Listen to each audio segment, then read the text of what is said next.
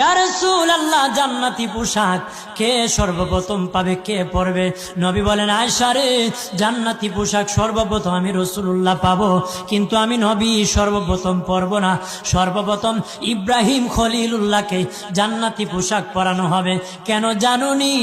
ইব্রাহিম নবীকে নমরুদের আগুনে যখন ফেলে দেওয়া হয়েছিল, দুনিয়ার সব ছেড়ে দিয়েছিল, বাড়ি ছেড়ে দিয়েছিল, সম্পদ ছেড়ে দিয়েছিল, মা বাবা ছেড়ে দিয়েছিল, এমনকি গায়ের জামা যখন খুলে নেয়, ইব্রাহিম কয়েক কাপড় ছেড়ে দিতে পারি, আমার আসমানের মালিককে ছেড়ে দিতে পারি না।